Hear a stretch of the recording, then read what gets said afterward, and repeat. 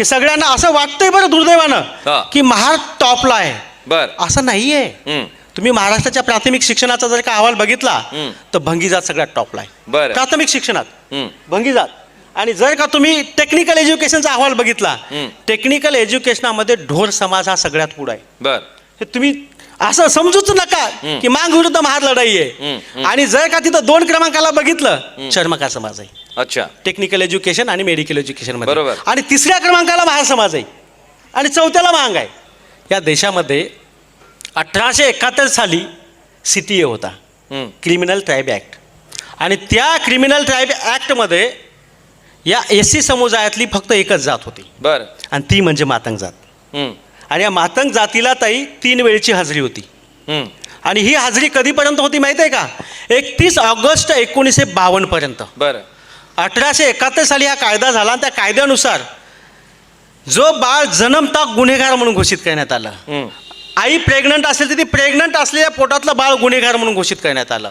आणि वयाच्या 10व्या वर्षी त्याला, जसं कोरोनामध्ये आपल्याला क्वारंटाईन करण्यात आलं होतं ना, तसं 3 तारांचं कुंपण होतं. बरं. आणि त्या 3 तारांच्या कुंपणामध्ये त्यांना ठेवण्यात यायचं. का? म्हणून गुन्हेगार जमात ही SC मधल्या कुठल्याही जातीला नव्हतं. या सगळ्या जाती CTA मधल्या गुन्हेगारी जमाती कायद्याने सजा भोगलेली प्रत्येक जात ही एक तर ST मध्ये इन्व्हॉल्व्ह झाली किंवा NT मध्ये इन्व्हॉल्व्ह झाली. बर फक्त केवळ आणि केवळ मांग ही जात अनुसूचित जातीमध्ये आली.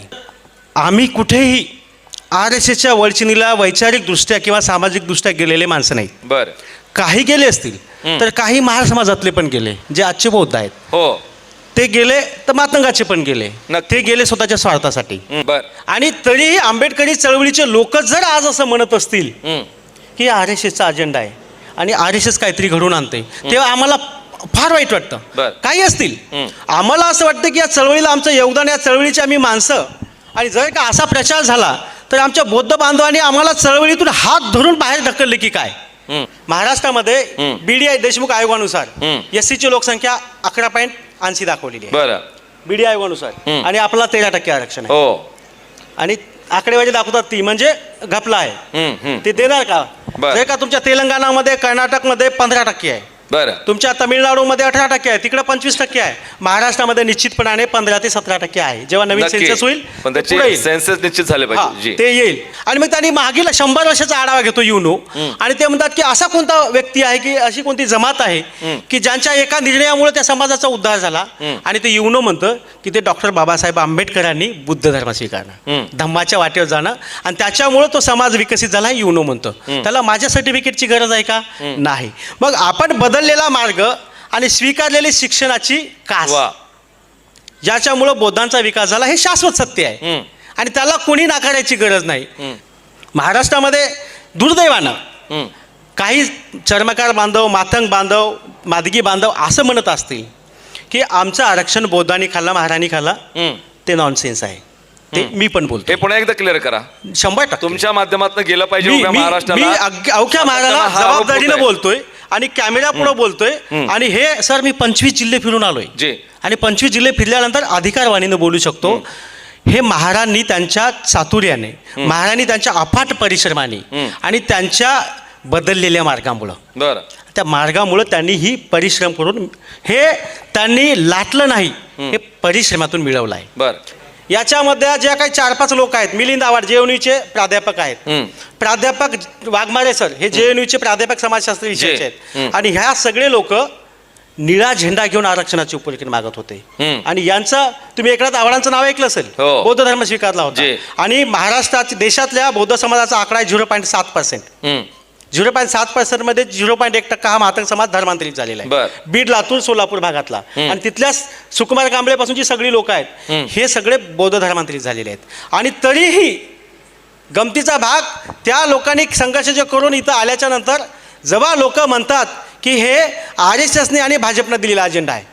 आणि 72ला तुम्ही जर बघितलं असेल पॅन्थरच्या चळवळीमध्ये, मग ते राजा ढाले असतील, आठवले साहेब असतील, आमचे नामदेव ढसाळ साहेब असतील की अरुण कांबळे असतील, हे सगळ्या ज्या लोकांनी पॅन्थर उभं केलं, सर्वाधिक पोरं मराठवाड्यामध्ये मातंग समाजाची होती पॅन्थरमध्ये. पॅन्थरचा इतिहास बघा.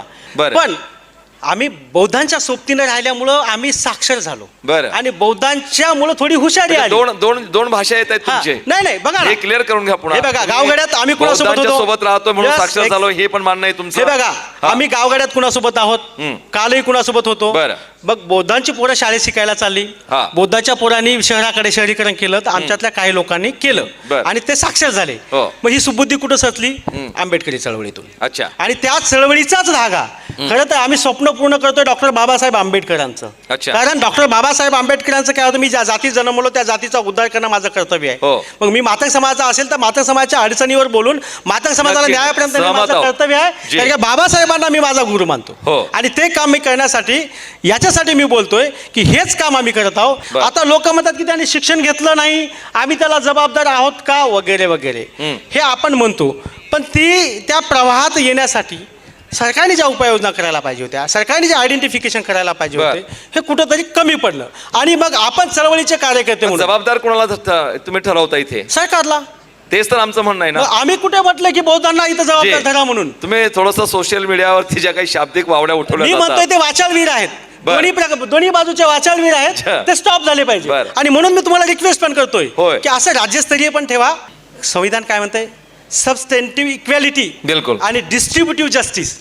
आरक्षण ही एक व्यवस्था आहे तुम्हाला प्रवाहात आणण्यासाठी, प्रतिनिधित्वासाठी. तो काही गरिबी हटाव कार्यक्रम नाही, तेच व्यवस्था आहे. पण वितरण प्रणाली कुठे आहे? ती कुणाच्या हातात आहे? ती वितरण प्रणाली नव्हती. आणि ते सुप्रीम कोर्टानं 1 ऑगस्ट 2024 पहिल्यांदा अधोरेखित करून सांगितलं की तुम्हाला जर का या पद्धतीनं प्रत्येकाला प्रतिनिधित्व द्यायचं असेल तर डिस्ट्रीब्युटिव्ह जस्टिस, न्याय वितरण होण्यासाठी उपवर्गीकरण करणे गरजेचं आहे. अच्छा. आणि ह्याच्यानंतर आता आपल्याकडे जे आहे त्या पद्धतीनं उपवर्गीकरण झालं पाहिजे. दुर्दैवानं काही बौद्ध समाजाची लोक आणि मातंग समाजाची लोक आपल्या पदाला चिकटून राहण्यासाठी, पद कायम ठेवण्यासाठी अच्छा. आणि आपल्या नेत्याची मर्जी हासिल करण्यासाठी याच्यावर कावेखोरपणे बोललेत. दोन्ही बाजूने बोललेत आणि ते झाले समाजहितासाठी घातक. आणि त्या लोकांनी त्यांचा वैयक्तिक स्वार्थ टिकवून ठेवण्यासाठी समाजामध्ये दरी निर्माण केली. आंबेडकरी चळवळ ही न्यायासाठी लढणारी चळवळ. बरं. त्या चळवळीचा मी पाईक आहे. ओके. आणि आजपर्यंत आंबेडकरी चळवळ जातीचं सोडा, प्रवर्गाच्या बाहेर जाऊन कुणावरही अन्याय झाला हो. तर सर्वात पहिलं पोहोचणारी चळवळ आंबेडकरी चळवळ आहे. तर आज जर का आंबेडकरी चळवळीतल्या कार्यकर्त्यांनी चुकीची भूमिका मांडली तर दुर्दैवानं असा ठपका आंबेडकरी चळवळीवर पहिल्यांदा लागेल बरं. की कुणाला तरी न्याय मिळणार होता, पण आंबेडकरी चळवळीच्या लोकांनी चुकीची भूमिका घेतल्यामुळे न्याय मिळाला नाही. हा कलंक आंबेडकरी चळवळीला लागू नये म्हणून माझी बौद्ध बांधवांना विनंती आहे, आरक्षणाचं उपयोग किती टक्के होतं ते होऊ द्या, बरं. कुठलाही विरोध करू नका, त्याला तुम्ही समर्थन द्या. सर्वप्रथम लॉर्ड बुद्धा चॅनलचे मी आभार मानतो जी की अशा महत्त्वाच्या विषयावर त्यांनी चर्चा घडवून आणत आहेत. आणि खरा मॅसेज जो समाजामध्ये जायला पाहिजे त्याच्यासाठी आपण पुढाकार घेतलाय. मून साहेब, जवई साहेब तुमचे आणि चंद्रपूर जिल्ह्याचे आमचे प्रतिनिधी माननीय मोडक साहेब, या सर्वांचे मी अभिनंदनच करतो. थँक्यू, धन्यवाद. आणि सर्वप्रथम तर मी डॉक्टर बाबासाहेब आंबेडकर यांच्या नुकत्याच झालेल्या जयंतीनिमित्त सर्वांना शुभेच्छा देतो. बर. आणि डॉक्टर बाबासाहेब आंबेडकरांच्या संविधानाच्या माध्यमातून जे आपला तुम्हा आम्हाला माणूस म्हणून जगण्याची संधी मिळाली आणि ज्या आरक्षणाची मुहूर्तमेढ जिथे रोवल्या गेली तिथपासून थोडी आपण सुरुवात करूया. बर. आणि आज इथं उपस्थित असलेले जर आपण सर्व बांधव बघितले तर जवळपास 6 लोकांपैकी 5 लोक हे अयोग्य कसं आहे ही भूमिका मांडणार आहेत. बरं. आणि मी एकटाच असं आहे नक्की. हे योग्य कसं आहे मांडणार आहे. बरं. तर सर्वप्रथम ह्या आरक्षणात आरक्षण जे आहे हो. तर ह्या 5 लोकांना जेवढा वेळ मिळणार आहे तेवढा मला एकट्याला देण्यात यावा. नक्की, नक्की. कारण मला ही भूमिका मांडणं फार बिलकुल गरजेचं आहे. बिलकुल क्लिअर करा. आणि खरं तर हा जो विषय आहे या विषयाचं गांभीर्य लक्षात न घेता या विषयाचं राजकीयकरण सुरू आहे. बरं. आणि हे राजकीयकरण करण्यामध्ये महाराष्ट्रातल्या काही घडामोडी नक्कीच त्याला कारणीभूत आहेत. पण सध्या आपण महाराष्ट्रात नाही बोलू, महाराष्ट्राच्या बाहेरचं बोलू. बरं. म्हणजे महाराष्ट्राबद्दल बोललं तर लगेच आपल्याला वाटेल की, आणि आपल्या डिबेट्स ऐकल्या मी, कालची पण ऐकली, परवाची पण ऐकली, आणि त्याचा जो सूर येतोय की याच्या मागे भाजपचा किंवा RSSचा अजेंडा आहे वगैरे वगैरे. बर. सर, एक म्हणजे विषयाच्या पलीकडचं थोडंसं एकच 30 मिनिटं सेकंद बोलतो की मी कांशीरामजींच्या जयंती दिवशी चंद्रपूर जिल्ह्यातला पहिला माणूस आहे की RSSचा समाजातील वाढता प्रभाव आणि पुरोगामी कार्यकर्त्यांची भूमिका याच्यावर कॅडर कॅम्प घेतला. वा. आणि त्याच्यानंतर मी 3 कॅडर कॅम्प घेतले लगातार. बरं. तर आम्ही कुठेही RSSच्या वळचिनीला वैचारिकदृष्ट्या किंवा सामाजिकदृष्ट्या गेलेले माणसं नाहीत. बरं. काही गेले असतील तर काही महार समाजातले पण गेले जे आजचे बौद्ध आहेत. हो. ते गेले तर मातंगाचे पण गेले. नक्की. ते गेले स्वतःच्या स्वार्थासाठी. म्हणून मी तुम्हाला महाराष्ट्राच्या बाहेरच्या परिस्थितीवर पहिलं बोलतो. हा आरक्षणाच्या उपवर्गीकरणाचा पहिला विषय कुठून सुरुवात झाला तर तो झाला पंजाब राज्यातून. बरं. पंजाब राज्यामध्ये महार पण नाहीत आणि मांग पण नाहीत, मातंग पण नाहीत. नक्की. आता बघूया आपण गंमत कशी आहे होय. आणि आपण बोलतोय कसं. तिथं सुरुवात केली ती वाल्मिकी सीख आणि मजबकी सीख हो. ह्या 2 समुदायांनी. आणि तिथचा प्रभावी समाज कोण होता? चर्मकार. तर तिथे जी सुरुवात झाली 1970च्या दशकात. बरं. आणि ग्यानी झैलसिंग मुख्यमंत्री असताना त्यांनी 1975 साली एक साधा आदेश काढला आहे. त्याच्यामध्ये कुठल्याही प्रकारचं कोर्टाचं किंवा असं काही नव्हतं. एक आदेश काढला आणि तिथं अस्तित्वात असलेल्या म्हणजे देशात सर्वात जास्त SCची लोकसंख्या पंजाबमध्ये आहे. बरं. तिथं 25% आरक्षण आहे. आणि त्या 25% आरक्षणामध्ये 12.5% आरक्षण वाल्मिकी सीख आणि मजहबी सीख आणि त्यांच्या पोटजातींना दिलं. आणि 12.5% आरक्षण हे उर्वरित चर्मकारांसकट इतर जातींना दिलं. बरं, तेव्हा तिथे RSS होती का? तिथं भाजप होती का? अजिबात नव्हती. आता हे झालं पंजाब. मग 1994 साली पंजाबच्याच पावलावर पाऊल ठेवून हरियाणा सरकारनं आरक्षणाचं उपवर्गीकरण केलं. तिथे कुठली जात होती तर धनक नावाची जात होती. मजहबी सीख वाल्मिकी सोबत धनक नावाची जात. आणि ती महाराष्ट्राची जात नाही. तिथं पण मांग पण नाही, महार पण नाही. अच्छा. आणि तिथं उपवर्गीकरण झालं. आणि ते का झालं तर तिथे जर का आपण बघितलं आता सुप्रीम कोर्टाच्या जजमेंटमध्ये एकूण 21 अहवालांचा संदर्भ आलेला आहे पूर्ण देशभरातल्या. त्याच्यामध्ये कर्नाटका असेल, तामिळनाडूचा जनार्दन आयोग असेल, कर्नाटकचा सदाशिव आयोग असेल, मी पूर्ण सांगू शकतोय. आणि तेलंगणाच्या म्हणजे पूर्वीच्या आंध्र प्रदेशचा रावजू राचंद्रन आयोग असेल, महाराष्ट्राचा लवजी साळे अभ्यास आयोग असेल, अशा पद्धतीनं गुजरात, राजस्थान, बिहार, उत्तर प्रदेश असं करता करता जम्मू काश्मीरपर्यंतच्या या सर्व राज्याच्या आरक्षणाची समीक्षा झाली. आणि आपल्याला माहीत आहे की स्वातंत्र्यानंतर पहिल्यांदा देशामध्ये आरक्षणाचा आणि इतर बाबींचा उहापोह करण्यासाठी काकासाहेब कालेलकरांचा पहिला आयोग. त्याच्यामध्ये काकासाहेब कालेलकरांनी डॉक्टर बाबासाहेब आंबेडकरांना विचारलं होतं की बाबासाहेब, तुम्ही सुशिक्षित समाज म्हणजे कशाला म्हणता? म्हणजे तुम्ही विकसित समाजाची तुमची संकल्पना काय?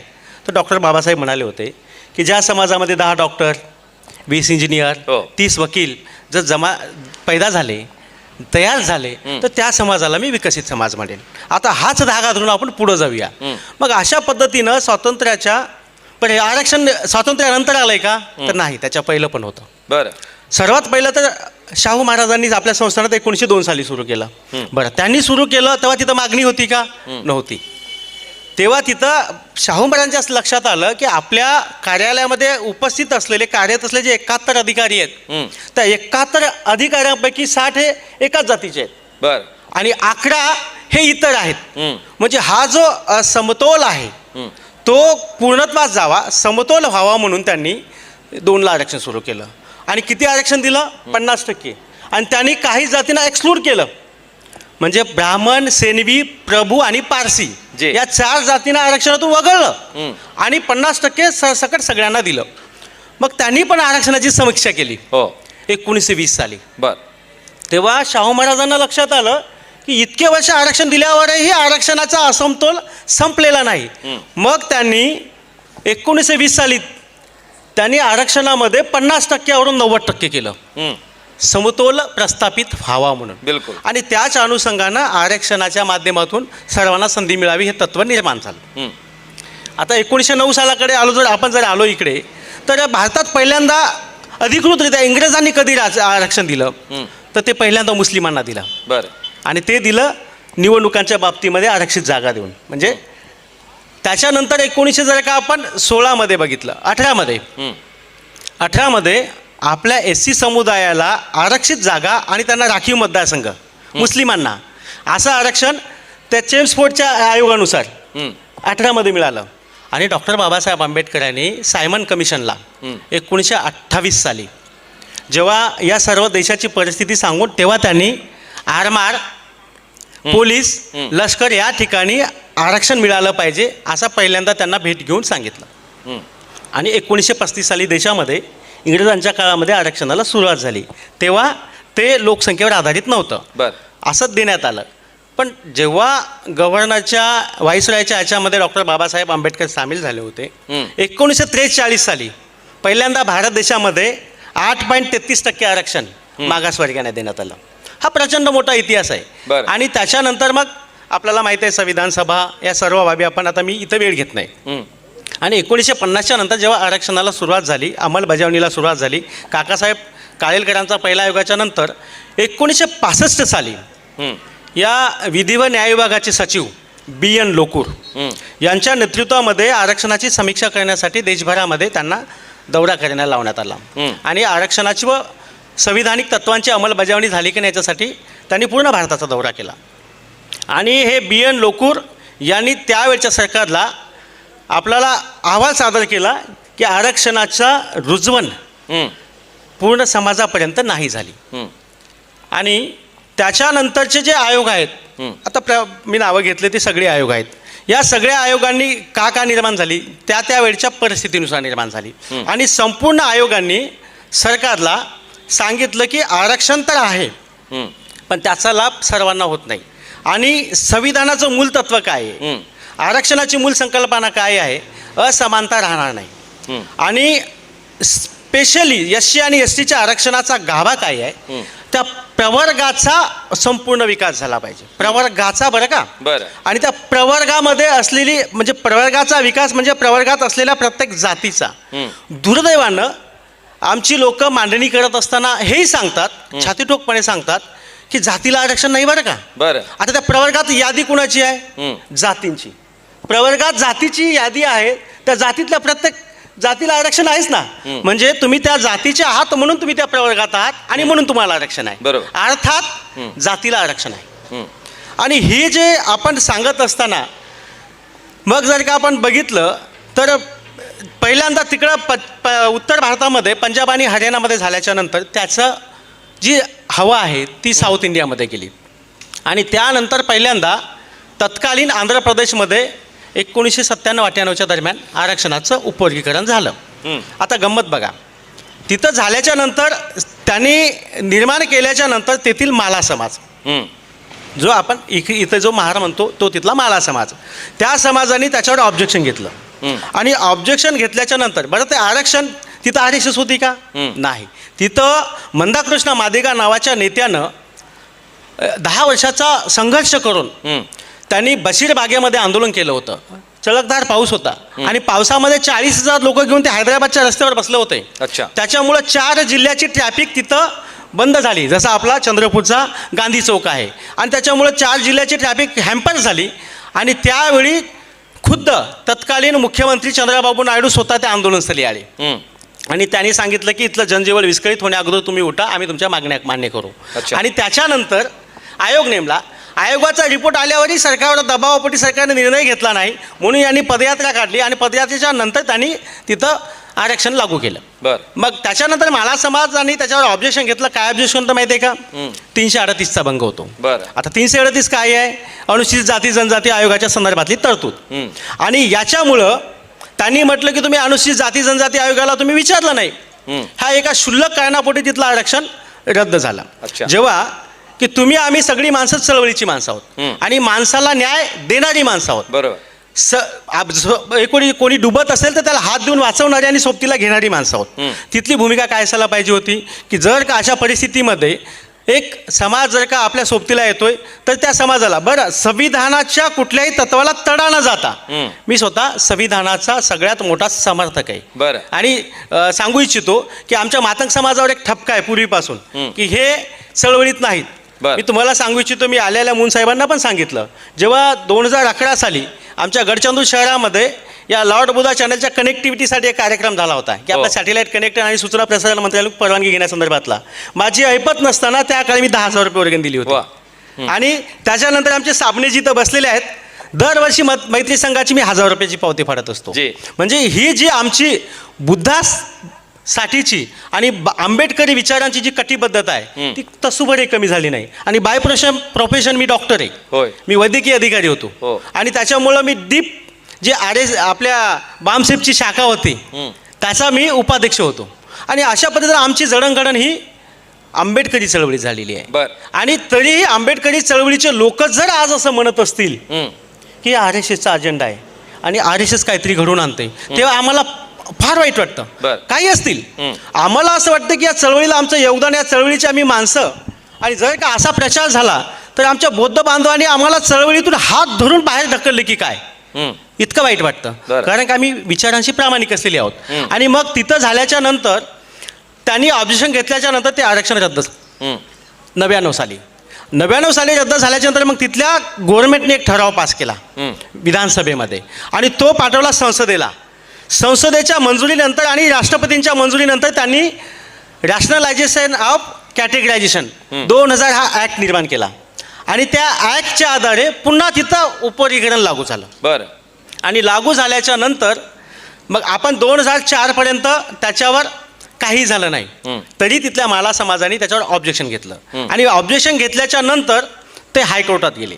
हैदराबाद खंडपीठानं ती याचिका फेटाळली आणि त्यांना सांगितलं की आता जे काही झालंय, संसदेची मंजुरी, राष्ट्रपतीची मंजुरी याच्यानुसार झाल्यामुळे वैध आहे. बर. आणि याच्यानंतर तिथील समाजाच्या वतीनं आपण जो आता नेहमी बोलतोय EV चिन्नैया केस, ती उभी राहिली आणि EV चिन्नैया सुप्रीम कोर्टात गेले माला समाजाच्या वतीनं आणि त्यांनी तिथं केस दाखल केली आणि 2006 साली एक निकाल लागला. आता बघा त्याच्यामध्ये EV चिन्नैया केसमध्ये काय सांगण्यात आलं की इथं याचं व्हायोलेशन होते. कशाचं? कलम 14, कलम 341. आणि हा समूह SC समूह होमोजिनियस आहे. हे 3 मुद्दे. आणि 4था मुद्दा होता की उपवर्गीकरणाचे अधिकार राज्याला नाहीत. ह्या 4 मुद्द्यावर 4 वकील त्यांनी नेमले आणि 4 वकील 4 मुद्दे मांडत होते.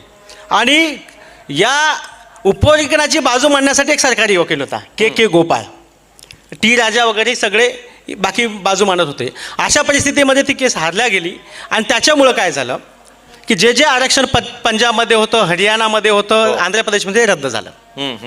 रद्द झाल्याच्या नंतर सुद्धा एक गमतीचा भाग, तामिळनाडू स्टेटनं 2009 साली अरुण तथियार अधिनियम ॲक्ट लागू केला. आणि त्या अरुण तथियार ही जी जात आहे तिथं आपण काय म्हणतो मदारी आणि पगाडाई, ह्या 3 जातींनी आंदोलन केल्याच्या नंतर तिथं त्यांनी लागू केलं.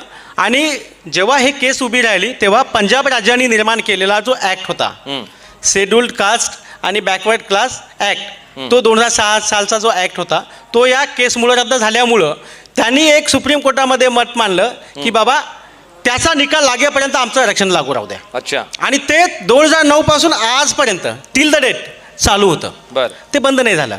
आणि अशा कंडिशनमध्ये सुप्रीम कोर्टामध्ये प्रकरण मागील 13 वर्षापासून रखडत होतं. आणि आज आपण 1 ऑगस्ट 2024च्या निकालाच्या बाबत सगळेजण बोलतोय, पण याच्यापूर्वी 2 वेळा निकाल लागले. त्याच्याकडे कोणाचंच लक्ष नव्हतं. आणि ते लागलं होतं 27 ऑगस्ट 2020ला.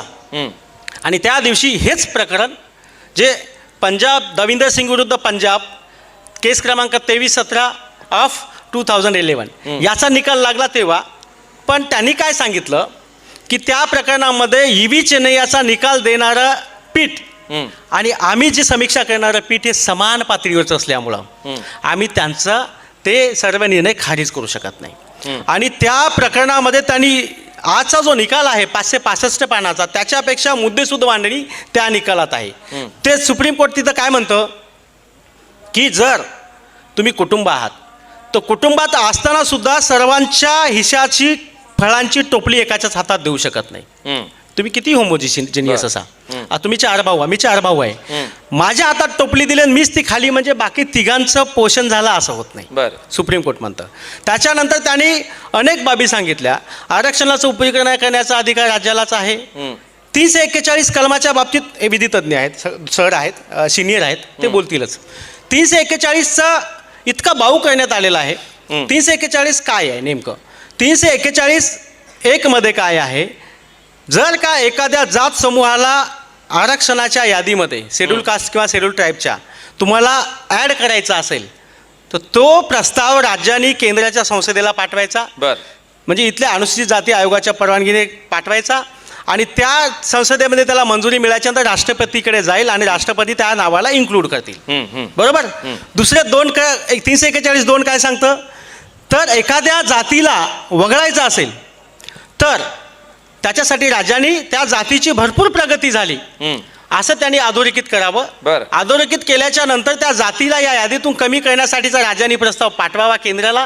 केंद्राच्या संसदेत त्यावर चर्चा व्हावी आणि त्याला खरंच त्याच्यामध्ये सत्तेत आढळली त्यांनी त्याचं नाव कमी करावं त्या यादीतून आणि ते राष्ट्रपतींच्या हातात मंजूर व्हावं. बरं. आता तुम्ही मला सांगा, या प्रकरणामध्ये अनुसूचित जातीचं उपयोग करताना आपण एखाद्या जातीला वगळतोय का? नाही. बरं. एखाद्या जातीला इन्क्लूड करतोय का? नाही. तर मग 341च्या भंगाचा विषय येतो कुठे? पण हे कुठंतरी शब्दखेळ आहे. बर. आणि या पद्धतीनं असं करून आपल्याला समाजामध्ये हे चुकीची माहिती दिल्या गेली, चांगल्या लोकांकडून दिल्या गेली आणि त्याच्यामुळे लोकांमध्ये असं वाटलं की न्यायालयाच्या विरुद्ध होत आहे. असं अजिबात झालेलं नाही. आणि या सगळ्या गोष्टी या अभ्यास आयोगाने सिद्ध केलेल्या आहेत की या देशामधल्या आरक्षणाचा रुजवण, बरे आरक्षणाचं उपवर्गीकरण असं आपण जे मागतोय याला ऐतिहासिक आधार पण काही आहेत का? हो. तर असं आहे, महात्मा फुलेंनी जेव्हा शिक्षण सुरू केलं होतं या देशामध्ये इंग्रज आले तर इंग्रजांना इथं कुशल कामगार पाहिजे होते. कुशल कामगार पाहिजे म्हणून त्यांनी काय केलं, आम्हाला तिकडून आणू शकत नाहीत, तिथं 500 लोक आले होते. इथल्याच लोकांना सुशिक्षित करायचं आणि त्यांच्या माध्यमातून इथला कारभार पाळवायचा. ते कधी सुरू केलं? 1815ला. आणि इथं त्यांनी सर्वात पहिलं काय केलं, ब्राह्मणांना, आपल्यापेक्षा ते सक्षम होते, ब्राह्मणाला सुशिक्षित करायचा चंग बांधला आणि ब्राह्मण घालायच्या नंतर ते इथल्या लोकांना त्यांच्या भाषेत शिकवतील, ही त्यामागची धारणा होती.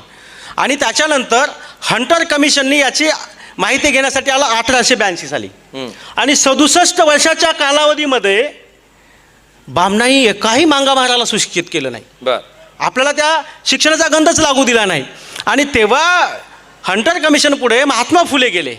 मांगाची पण माणसं नाही, महाराची पण माणसं नाही. महात्मा फुले गेले आणि त्यांनी सांगितलं 67 वर्षाचा तुमचा निधी जो खर्च झालाय तो ब्राह्मणांनी स्वतःपुरता खर्च केला आहे. याच्यामध्ये शूद्र अतिशूद्र कोणीही सुशिक्षित झालेला नाही. आणि म्हणून तुम्ही जो निधी देताय तो निधीच शूद्रांसाठी वेगळी तरतूद करा. म्हणजे समस्त भारतीयासाठी इंग्रजांनी शिक्षणाची व्यवस्था केली होती की नाही? केली होती. मग त्याच्यामध्ये त्यांनी वेगळीच तरतूद करण्याचं सांगितलं. म्हणजे आरक्षणात आरक्षण ही संकल्पना कुठं आली? महात्मा फुलेच्या हंटर कमिशनच्या पुढे दिलेल्या निवेदनापासून. आणि आज आपण देशामध्ये बघतोय, आता येतो मी महाराष्ट्रामध्ये, आणि महाराष्ट्रामधले जे वातावरण आहे, महाराष्ट्रामध्ये दुर्दैवानं काही चर्मकार बांधव, मातंग बांधव, मादगी बांधव असं म्हणत असतील की आमचं आरक्षण बौद्धांनी खाल्ला, महाराणी खाल्ला. ते नॉनसेन्स आहे. ते मी पण बोलतो. हे पुन्हा एकदा क्लिअर करा. 100% तुमच्या माध्यमातून गेलं पाहिजे महाराष्ट्राला. मी अवघ्या महाराला जबाबदारीनं बोलतोय आणि कॅमेरा पुढे बोलतोय. आणि हे सर मी 25 जिल्हे फिरून आलोय आणि 25 जिल्हे फिरल्यानंतर अधिकारवाणीनं बोलू शकतो. हे महारांनी त्यांच्या चातुर्याने, महारांनी त्यांच्या अफाट परिश्रमाने आणि त्यांच्या बदललेल्या मार्गामुळं, बरं, त्या मार्गामुळं त्यांनी ही परिश्रम करून हे त्यांनी लाटलं नाही, हे परिश्रमातून मिळवलं आहे. बरं. आणि हे कधी झालं? आता याच्यासाठी तुमच्या माझ्या बोलण्याची गरज नाही. युनो सांगते या जगभरातल्या जर का मागील हजारो वर्षांचा आपण इतिहास बघितला आणि त्या इतिहासामध्ये एखाद्या माणसाच्या कार्यामुळे बदल झालेली व्यक्ती कोण? तर ते म्हणते तथागत गौतम बुद्ध. बरोबर. त्यांच्या जन्मानंतर त्यांनी केलेल्या कार्यामुळं इथं अमूलाग्र बदल झाले. आणि मग त्यांनी मागील 100 वर्षाचा आढावा घेतो युनो आणि ते म्हणतात की असा कोणता व्यक्ती आहे की अशी कोणती जमात आहे की ज्यांच्या एका निर्णयामुळे त्या समाजाचा उद्धार झाला. आणि ते युनो म्हणतं की ते डॉक्टर बाबासाहेब आंबेडकरांनी बुद्ध धर्म स्वीकारणं, धम्माच्या वाटेवर जाणं आणि त्याच्यामुळं तो समाज विकसित झाला. युनो म्हणतं. त्याला माझ्या सर्टिफिकेटची गरज आहे का? नाही. मग आपण बदललेला मार्ग आणि स्वीकारलेली शिक्षणाची कास, ज्याच्यामुळं बौद्धांचा विकास झाला, हे शाश्वत सत्य आहे आणि त्याला कोणी नाकारायची गरज नाही. पण त्याच वेळी हे झाले मांगांचं बोलणं. आता महाराज कशी बोलतात? आता मी थोडंसं जातीचा उल्लेख याच्यासाठी करतोय की आम्ही जे सुशिक्षित लोक आहोत ते आपण बौद्ध समाज, मातंग समाज असं आदराने बोलतो. जे गावंडळपणा गावात चालतो ना, वाचाळवीर, आणि त्या विडारांमुळे जे आपलं वातावरण खराब होतंय ते वाचाळवीर म्हणतात. आरक्षण तर होतं, मग मांगाचे हात कोणी बांधले होते? आता याच्यासाठी तुम्हाला एक ऐतिहासिक संदर्भ देतो. इथं विधितज्ञ जास्त लोक आहेत, ते माझ्यापेक्षा जास्त अधिकाराने बोलू शकते. सर, या देशामध्ये 1871 साली CTA होता, क्रिमिनल ट्राईब ॲक्ट. आणि त्या क्रिमिनल ट्राईब ॲक्टमध्ये या SC समुदायातली फक्त एकच जात होती बरं. आणि ती म्हणजे मातंग जात. हम्म. आणि या मातंग जातीला ताई 3 वेळची हजेरी होती. हम्म. आणि ही हजेरी कधीपर्यंत होती माहिती आहे का? 31 ऑगस्ट 1952 पर्यंत. बरं. 1871 साली हा कायदा झाला आणि त्या कायद्यानुसार जो बाळ जन्मता गुन्हेगार म्हणून घोषित करण्यात आलं. हम्म. आई प्रेग्नंट असेल तर ती प्रेग्नंट असलेल्या पोटातलं बाळ गुन्हेगार म्हणून घोषित करण्यात आलं. आणि वयाच्या 10व्या वर्षी त्याला जसं कोरोनामध्ये आपल्याला क्वारंटाईन करण्यात आलं होतं ना, तसं 3 तारांचं कुंपण होतं. बरं. आणि त्या 3 तारांच्या कुंपणामध्ये त्यांना ठेवण्यात यायचं. का? म्हणून गुन्हेगार जमात ही SC मधल्या कुठल्याही जातीला नव्हतं. बरं. आणि डॉक्टर बाबासाहेब आंबेडकरांचं जर आपण स्टेटमेंट वाचला असाल, डॉक्टर बाबासाहेब आंबेडकर काय म्हणतात की मी दापोलीमध्ये राहत असताना, दापोलीचं वर्णन हे स्वर्गापेक्षा चांगलं आहे. कारण इथे जो समाज आहे, आज येथील सवर्णांना लाजवेल इतकी प्रगती बौद्ध धर्मातल्या लोकांनी म्हणजे तेव्हाच्या तत्कालीन महाराजांनी केली असं म्हणत होते डॉक्टर बाबासाहेब आंबेडकर. हे स्टेटमेंट कधीच होतं? 10 ते 20च्या दरम्यानचं. आणि म्हणण्याचं कारण काय होतं तर आम्ही ज्या छावण्यांमध्ये काम करतोय, सैनिकी छावण्यांमध्ये आम्हाला ज्या नोकरीमध्ये संधी मिळाली त्या संधीमुळं आम्हाला खूप काही मिळालं आणि त्याच्यामुळं आम्ही इथं चांगलं जीवन जगतोय. पण ही संधी मांगांना नव्हती. बरं. मांगांना शाळेत जाता येत नव्हतं.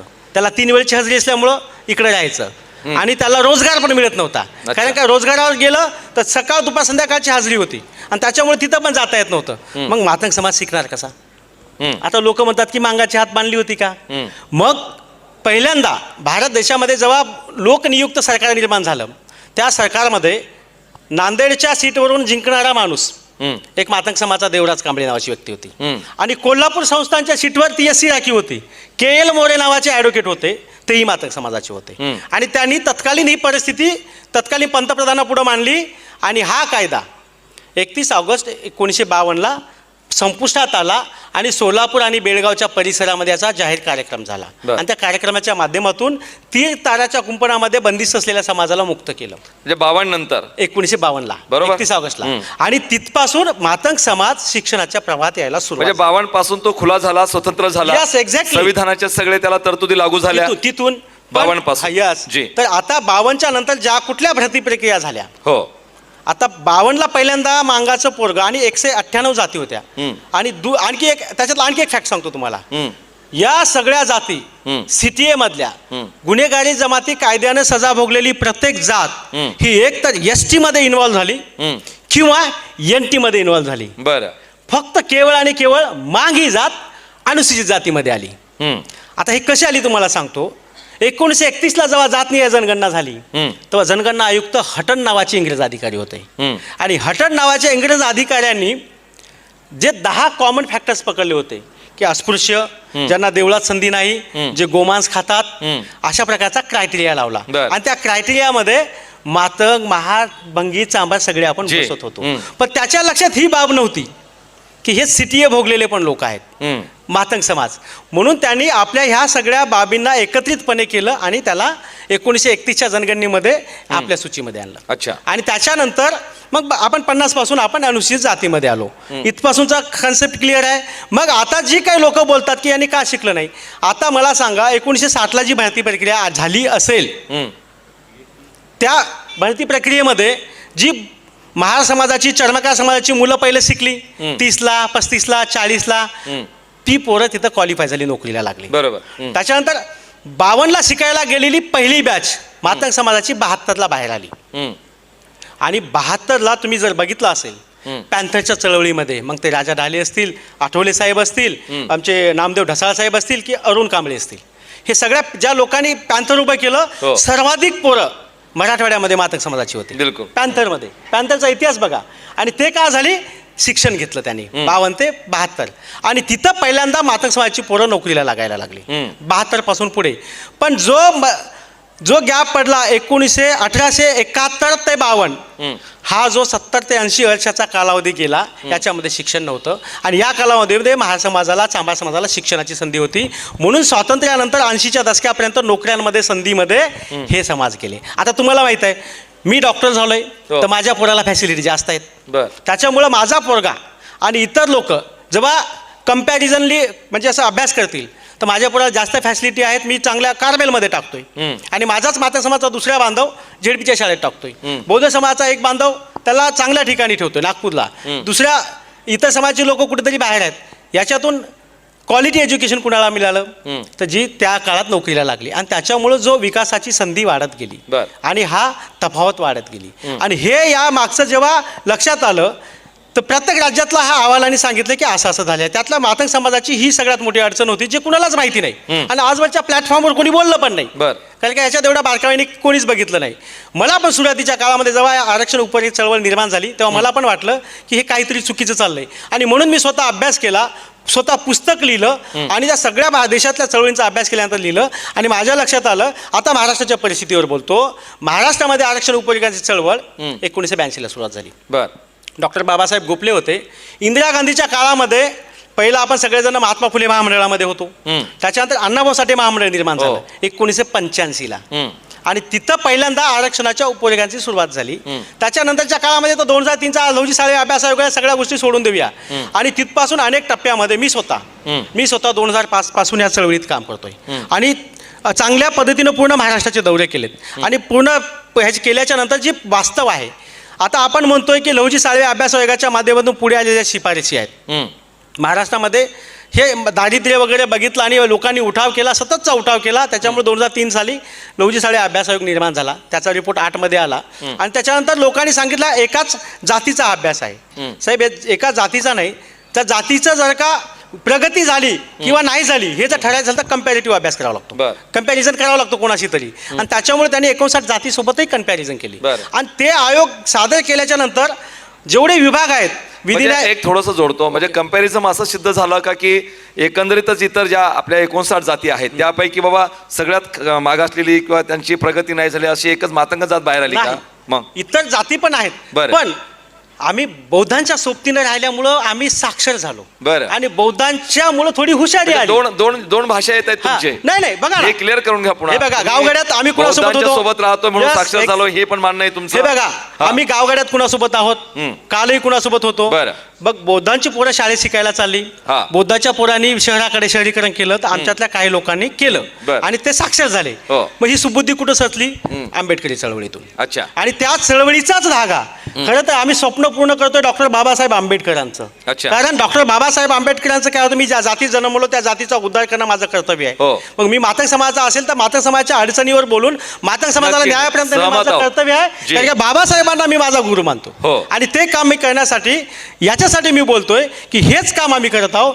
जेव्हा आता सांगतो एखाद्या प्रवर्गाची जर का आपण रचना बघितली त्या प्रवर्गामध्ये आज सांगा साहेब, आज आणखी एक संभ्रम आहे डोक्यामध्ये कांबळेताई की सगळ्यांना असं वाटतंय बरं दुर्दैवानं की महाराष्ट्र टॉपला आहे. असं नाहीये.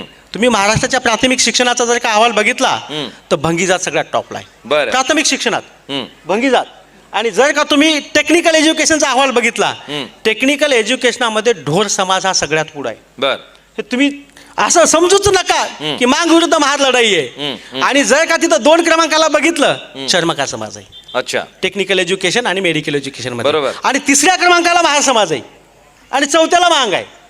ह्या सगळ्या गोष्टी असताना मग ह्या जेव्हा लोकांनी लढाई सुरू केली यांच्या लक्षात आलं आज महाराष्ट्रातल्या पूर्ण विभागाच्या नोकर भरतीचा आढावा घेतल्याच्या नंतर मातंग समाजाचं नोकरीतलं प्रमाण 13% बरं का 0.4% आहे. अच्छा. मातंग समाजाचं प्रमाण इतर जातींचं सोडून द्या. अख्ख्या महाराष्ट्र फिरल्याच्या नंतर ताई डक्कलवार समाजाचा मी एकही कर्मचारी बघितला नाही. तुम्ही आता तुरी समाजाच्या नावाचं घेता आपल्या कास्टच्या मध्ये पहिलं नाव अगिरू समाज आहे. ती जातच कुठं आहे की माहित नाही. अच्छा. तुरी तुम्ही जर बघितलं पासी गंडी हे जे नावं ऐकतो ना आपण पहिल्यांदा ऐकल्यासारखी वाटतं ही आहेत कुठं.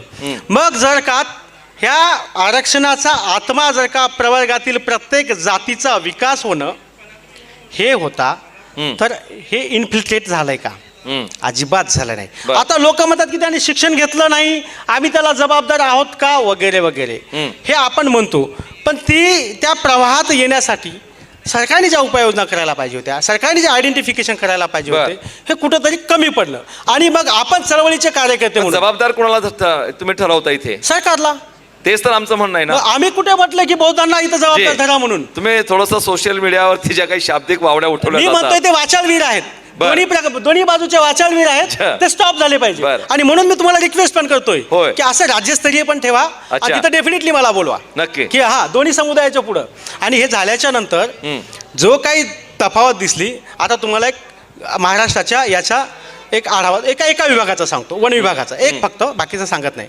वन विभागामध्ये क्लास 1चे जे अधिकारी आहेत हो मंत्रालयीन स्तरावर, आपल्या जागा जास्त आहेत बरं का, पण आपल्या भरल्या गेलेत 16. बरं 16 जागा भरल्याच्या नंतर तिथे मातक समाजाचा एकच अधिकारी आहे. अच्छा.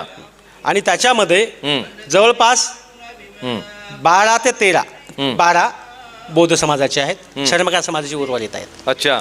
चर्मकार भंगी समाजाचे. आता आपण त्याच्यामधल्या गट 2 मध्ये येऊया. गट 2 मध्ये जवळपास 160. मी एक्झॅक्टली आकडे सांगू का? एक्झॅक्टली जी, सांगतो जी, म्हणजे जी. आपला नाही, लाईव्ह चालू आहे, थेट कॅमेरा- प्रक्षेपित होतोय कार्यक्रम. Okay, okay. थोडंसं आकडेवारी एक्झॅक्ट गेली तर Exactly, लोकांनाही exactly. क्लिअरिफिकेशन होईल आणि महत्वाचंच आहे.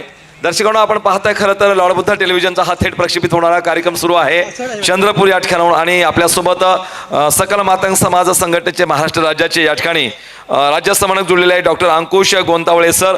मांडणी करतायत सर रेग्युलर. आता वन विभागातला वर्ग 1चा सांगतोय की हा. एकूण 13% आरक्षणानुसार 18 पदं आहेत, 16 भरलेली आहेत, 2 रिक्त आहेत, 11 बौद्ध समाजाची आहेत, 1 मातंगाचा आहे, चांभार ढोलची 4 आहेत. बरं. आता वर्ग 2ची एक्झॅक्ट आकडेवारी आहे. आणि विशेष म्हणजे बार्टीनं या ईव्हीचे या केस आणि लोकसंख्येच्या तफावतीबद्दल नेमलेल्या समितीचा मी सदस्य आहे.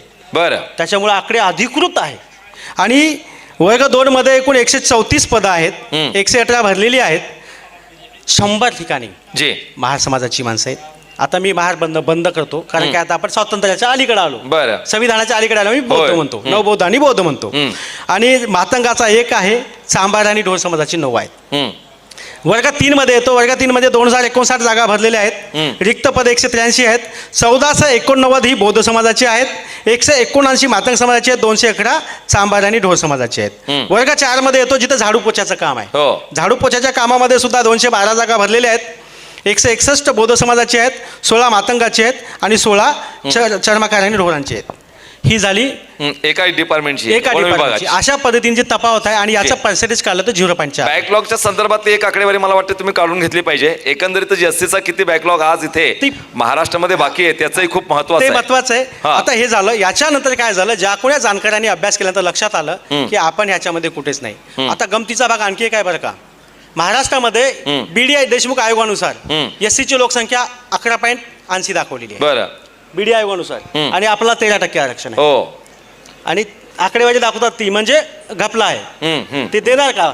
बरं. जर का तुमच्या तेलंगणामध्ये, कर्नाटकमध्ये 15% आहे, बरं. तुमच्या तामिळनाडूमध्ये 18% आहे, तिकडे 25% आहे, महाराष्ट्रामध्ये निश्चितपणाने 15 ते 17% आहे. जेव्हा नवीन नक्की. सेन्सस होईल पण ते त्याचे पुढे येईल. सेन्सेस निश्चित झाले हा, पाहिजे. जी. ते येईल. आता याच्यामध्ये आणखी ह्या सगळ्या गोष्टी केल्यानंतर मातंग समाजाच्या तरुणांना जागरूकता झाली आणि त्यांनी उपरेखनाची चळवळ सुरू केली 85 पासून ते आतापर्यंत. बरं.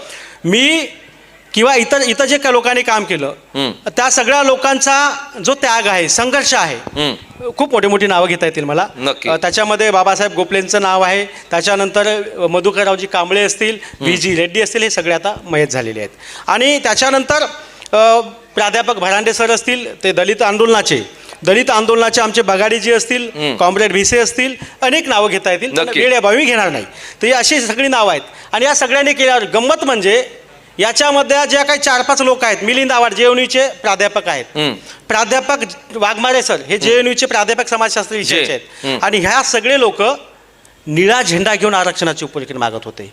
आणि यांचं तुम्ही एकनाथ आव्हाडांचं नाव ऐकलं असेल, हो. बौद्ध धर्म स्वीकारला होता. जी. आणि महाराष्ट्रात देशातल्या बौद्ध समाजाचा आकडा आहे 0.7%. 0.7% मध्ये 0.1% हा मातंग समाज धर्मांतरित झालेला बर. आहे. बीड, लातूर, सोलापूर भागातला. आणि तिथल्या सुकुमार कांबळे पासून जी सगळी लोक आहेत हे सगळे बौद्ध धर्मांतरित झालेले आहेत. आणि तरीही गमतीचा भाग, त्या लोकांनी संघर्ष जे करून इथं आल्याच्या नंतर जेव्हा लोक म्हणतात की हे RSSने आणि भाजपनं दिलेला अजेंडा आहे. बर. सत्तेत महाराष्ट्रात 14ला आली भाजप, त्याच्यापूर्वी नव्हती. त्याच्यापूर्वीचं सगळं काँग्रेस, राष्ट्रवादी आणि सामाजिक न्यायमंत्री हांडोरे साहेब असतील, बडोले साहेब असतील, सगळी मंडळी होती. जी. त्याच्यामुळं तो काही विषय नव्हता. चर्चा सुरुवात झाली.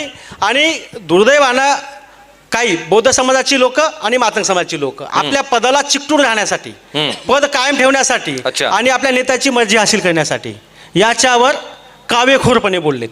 दोन्ही बाजूने बोललेत. आणि ते झाले समाजहितासाठी घातक. हम्म. आणि त्या लोकांनी त्यांचा वैयक्तिक स्वार्थ टिकवून ठेवण्यासाठी समाजामध्ये दरी निर्माण केली. बर. आणि त्याच्यामुळं काय झालं, समाज माध्यमावर ज्या चर्चा होतात त्या चर्चेला अधिकृतपणे चर्चा केलेली नाही. मग मातंग समाजाच्या हा जो तफावत आहे ती तफावत लक्षात आल्याच्या नंतर आम्हाला आरक्षणाचं उपवर्गीकरण जे मागितलं, ह्याच्यामध्ये तुमचं शिक्षणाचं प्रमाण, नोकऱ्यातलं प्रमाण, बर. ह्या सगळ्या बाबी खूप दूरवर आहेत आणि प्रथम क्रमांकावर महार समाज नाही. बर. त्याच्यामुळे ही मागणी जी होती आम्हाला त्या तुलनेनं, आता संविधान काय म्हणतंय आपलं, आपण अनेक कलमांचा इथं उल्लेख करतो. आपल्या 338 मध्ये आपण बघू जाऊया 338ला लोकांच्या ह्याच्यानुसार काय म्हणतात की लोक आपल्याला तिची विषमता नष्ट करायची, तर सर्वांना समान संधी दिली पाहिजे आणि त्या संधीनुसार आपल्याला सगळ्या गोष्टी घडल्या पाहिजे. असं झालंय का? एखाद्या प्रवर्गामध्ये समानता निर्माण झालेली नाही. मग समानता निर्माण करायची असेल तर संविधानाचं 38वा कलम काय म्हणतंय, 38वा कलम सांगतंय की बाबा तुम्हाला जर का एखाद्या आर्थिक विषमता नष्ट करायची असेल तर राज्य सरकारनं तशा काही योजना तरतुदी कराव्यात आणि त्या समाजाला विषमता नष्ट करून त्या प्रवर्गातली त्याला समपातळीवर आणावं, असं कलम आपलं 38 सांगतंय. आणि ते आपण मी काहीतरी बोलता एक मिस्टेक केली, 338 क्रमांक केला. 338 तो आयोगाबद्दलचा आहे. 335 मध्ये ते म्हटलं होतं की 335 नुसार सर्वांना समान संधी मिळाली पाहिजे आणि गुणवत्ता सुद्धा, जीव घेण्या स्पर्धेमध्ये गुणवत्तेमध्ये कोणी सामील होत नसतील ती गुणवत्ता सुद्धा डावलून त्यांना संधी दिली पाहिजे. बरं. कोण म्हणतंय हे? भारतीय संविधान म्हणतंय. अच्छा. कलम 335 म्हणतंय गुणवत्तेत नसतील तरी सुद्धा त्यांच्या लोकसंख्येचा शब्द आला नाही पण त्यांना प्रतिनिधित्व मिळालं पाहिजे. आणि पहिल्यांदा भारत देशाच्या इतिहासामध्ये गुणवत्ता डावलून प्रतिनिधित्व देणारा पहिलं राज्य आंध्र प्रदेश आहे. बर. ते प्रकरण जे आपण म्हणतो ना, हे कुठून आला, ह्याचा उगम कुठून झाला? चेब्रालू लीलाप्रसाद राव वर्सेस आंध्र प्रदेश या केसमुळे याचं मागणी झाली. आणि त्या केसमध्ये काय झालं होतं माहित आहे? विजयवाडा आणि कारकाकुलम जिल्ह्यामध्ये मागील 50 वर्षाचा आढावा घेतल्यानंतर त्यांच्या लक्षात असं आलं होतं की इथं एखाद्या जातीला एकही कर्मचारी नाही. मग त्यांनी तिथपासूनचा अनुशेष काढला तर तिथं 200 पदं भरतात. त्या जातीला यायला पाहिजे होती, म्हणजे त्या प्रवर्गाला यायला पाहिजे होती, पण ती भरल्याच गेली नाहीत. ती सदैव candidate not applied, candidate not qualified म्हणून तिथं ओपन मधून भरण्यात गेली. मग तिथल्या एका व्यक्तीने तिथं काय केलं, अधिकाऱ्यांनी त्या जिल्ह्यामध्ये 100% भरती एकाच जातीची गुणवत्ता डावलून केली अनुसूचित जमातीच्या बाबतीत. बरं. आणि त्यांना न्याय दिला. पहिल्यांदा भारत देशाच्या इतिहासात पहिल्यांदा इम्प्लिमेंटेशन तिथं झालं. आणि त्याच्या विरोधात चेब्रालू लीलाप्रसाद राव गेला की असं एका जातीला देता येत नाही आणि म्हणून तिथं ही चढाओढ निर्माण झाली. मग त्या प्रकरणामध्ये तुम्ही आम्ही कोणीही मागणी केली नाही, त्या प्रकरणामध्ये कोर्ट सुमोटो म्हणून त्यांनी दाखल करून ते बोलतात की आरक्षणाचा जर का लाभ प्रतिनिधित्व पर्याप्त मिळाला नसेल त्या राज्याची जबाबदारी आहे, त्यांनी तिथे त्यांचा जाणीव करून घ्यावी, अधोरेखित करावं ते आणि त्यांना द्यावं. आणि त्याच्यामध्ये जर का गरज पडली तर त्याचं प्रमाण आणि पद्धत ठरवण्याचा अधिकार हा राज्य सरकारला आहे. कधी म्हटलंय? चेब्रालू लीलाप्रसाद राव प्रकरणामध्ये 22/4/2020 त्याचा निकाल लागलाय. आणि या प्रकरणामध्ये त्यांनी सांगितलंय ह्या उपयोगिताच्या अगोदरचा तो निर्णय आहे आणि त्या पद्धतीनं आरक्षणाच्या मागणीला आणखी जोर आला.